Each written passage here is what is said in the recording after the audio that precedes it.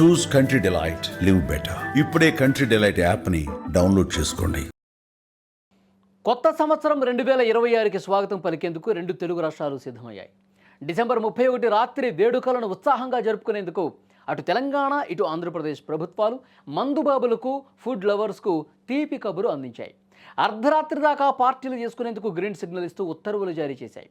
తెలంగాణ ప్రభుత్వం new year వేడుకల కోసం సమయాల్లో భారీ సడలింపులు ఇచ్చేసింది. నూతన సంవత్సరాన్ని పురస్కరించుకుని ఆంధ్రప్రదేశ్ ప్రభుత్వం కీలక నిర్ణయం తీసుకుంది. డిసెంబర్ 31 రోజు, జనవరి 1 రోజు రాత్రి 12 గంటల వరకు ఆల్కహాల్ విక్రయాలకు అనుమతి ఇచ్చింది.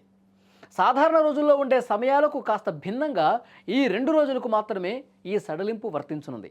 రాష్ట్ర వ్యాప్తంగా వైన్ షాపులు, బార్లకు నిర్ణీత సమయం కంటే అదనంగా అనుమతిస్తూ ఎక్సైజ్ శాఖ నిర్ణయం తీసుకుంది.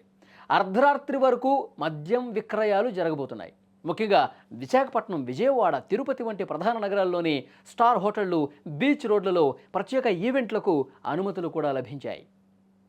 ఇక తెలంగాణలో కూడా డిసెంబర్ 31 రోజు రాత్రి 12 గంటల వరకు వైన్ షాపులు, రెస్టారెంట్లు, హోటళ్లకు అనుమతి ఇచ్చారు. బార్లు, క్లబ్స్, ప్రత్యేక ఈవెంట్స్కి మాత్రం అర్ధరాత్రి 1 గంట వరకు వెసులుబాటు కల్పించారు. ఈ మేరకు రాష్ట్ర ప్రభుత్వం ఇప్పటికే ఉత్తర్వులు జారీ చేసింది. అనుమతులే కాదు, 2 రాష్ట్రాల పోలీసులు న్యూ ఇయర్ వేడుకల దృష్ట్యా కఠిన ఆంక్షలు విధించారు. డ్రంక్ అండ్ డ్రైవ్ తనిఖీలు ముమ్మరంగా సాగనున్నాయి. మద్యం తాగి వాహనం నడిపితే వాహనాల సీజ్తో పాటు జైలు శిక్ష కూడా తప్పదని హెచ్చరించారు. ఇక న్యూ ఇయర్ వేడుకలు కేవలం ఆనందం కోసమే కానీ ప్రాణాల మీదకు తెచ్చుకోవడానికి కాదని గుర్తుంచుకోండి.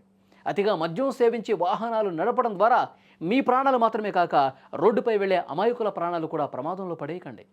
క్షణికావేశంలో చేసే విన్యాసాలు, అతి వేగం మీ కుటుంబంలో తీరని విషాదాన్ని నింపే అవకాశం ఉంది.